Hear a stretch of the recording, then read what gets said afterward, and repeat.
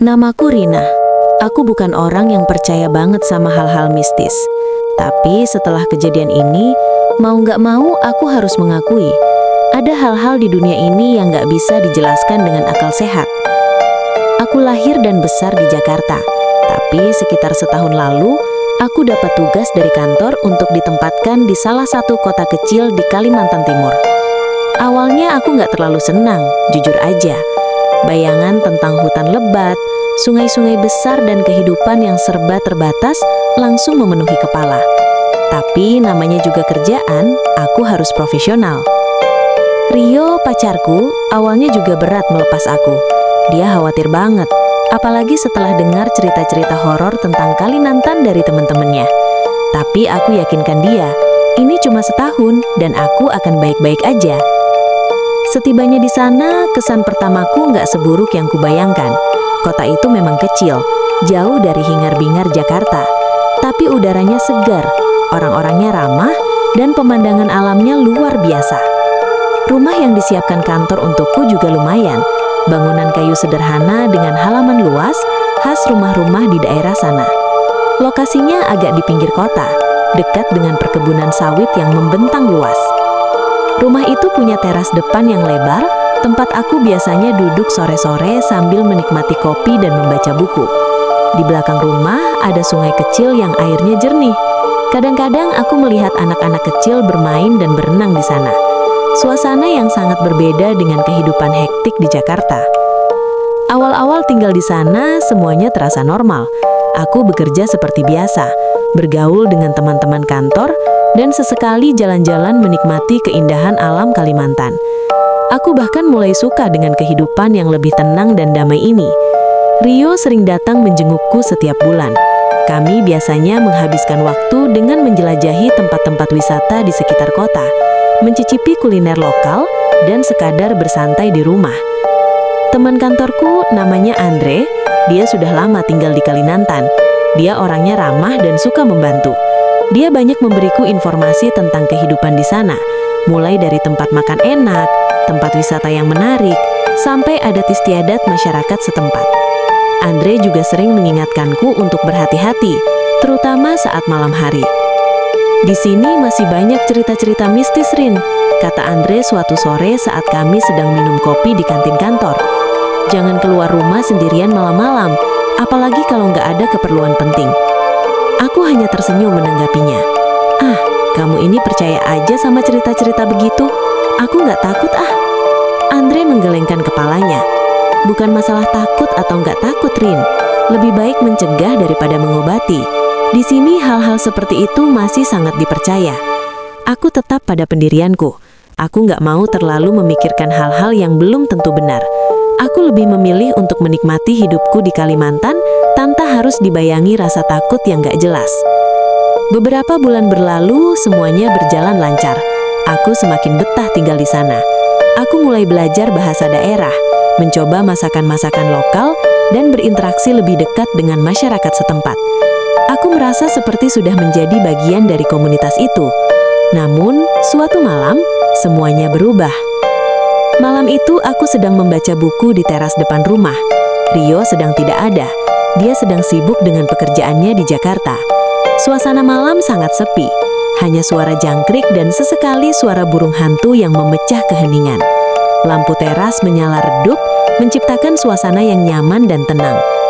Tiba-tiba, aku mendengar suara aneh dari arah belakang rumah. Suara itu seperti suara sesuatu yang terbang, tapi bukan suara burung atau serangga. Suaranya lebih berat dan mendengung. Aku mengerunyitkan dahi, mencoba mencari tahu sumber suara itu.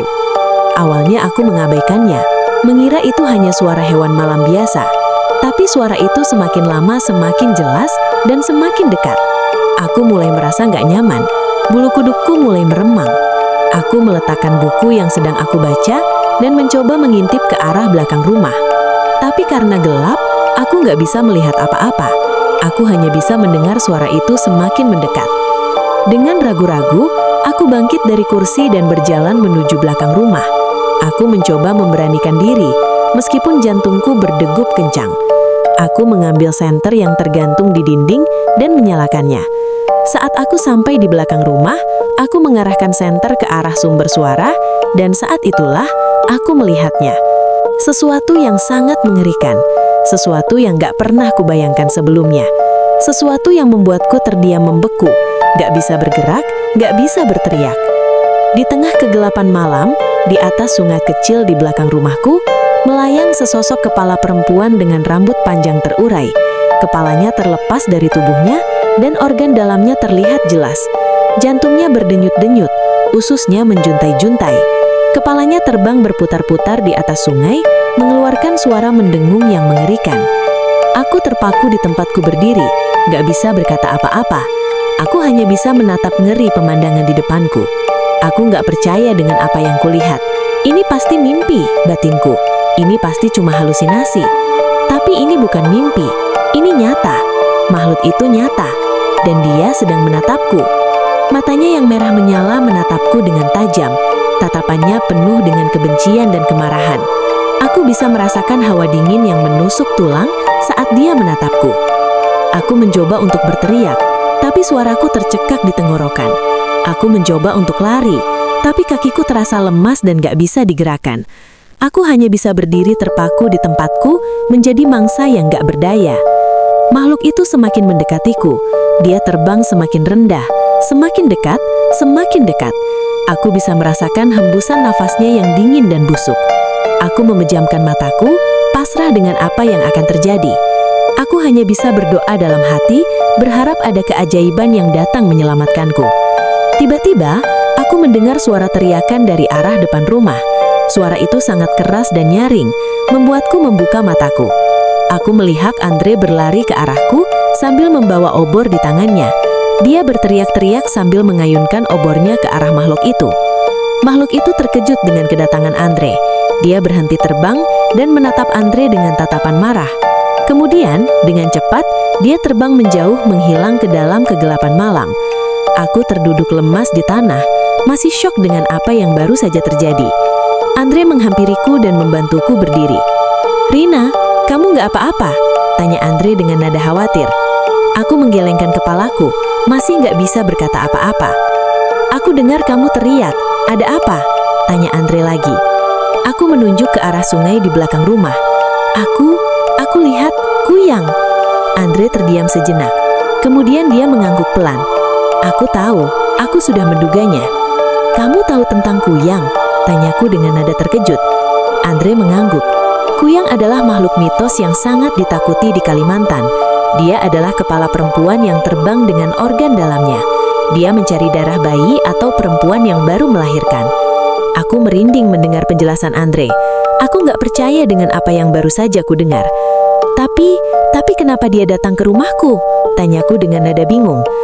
Andre menghela nafas. Aku nggak tahu pasti, tapi mungkin dia merasakan sesuatu di rumah ini. Mungkin ada energi yang menariknya. Aku terdiam. Aku nggak tahu harus berkata apa. Aku masih syok dan ketakutan dengan apa yang baru saja terjadi. Di malam itu aku nggak bisa tidur. Aku terus memikirkan kejadian tadi. Aku nggak bisa menghilangkan bayangan kepala perempuan terbang dengan organ dalamnya dari pikiranku. Aku merasa sangat ketakutan dan gak aman. Sejak malam itu, hidupku berubah drastis. Aku menjadi sangat paranoid dan selalu waspada. Aku nggak berani keluar rumah sendirian, terutama saat malam hari.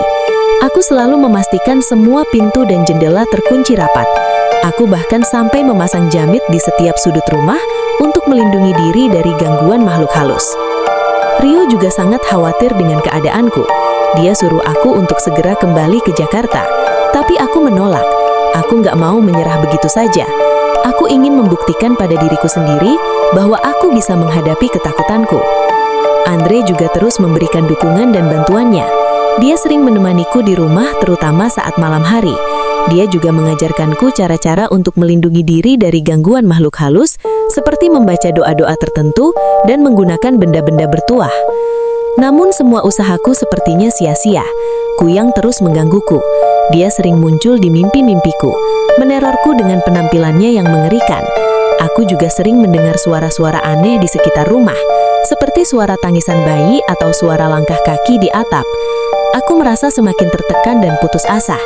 Aku nggak tahu sampai kapan aku harus hidup dalam ketakutan seperti ini. Aku merasa seperti terjebak dalam mimpi buruk yang nggak pernah berakhir. Suatu malam, saat aku sedang tidur, aku terbangun karena mendengar suara tangisan bayi yang sangat keras.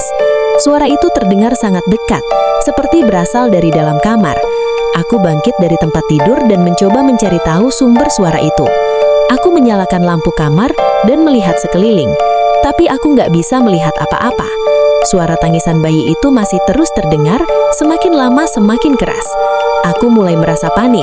Aku nggak tahu harus apa yang harus aku lakukan.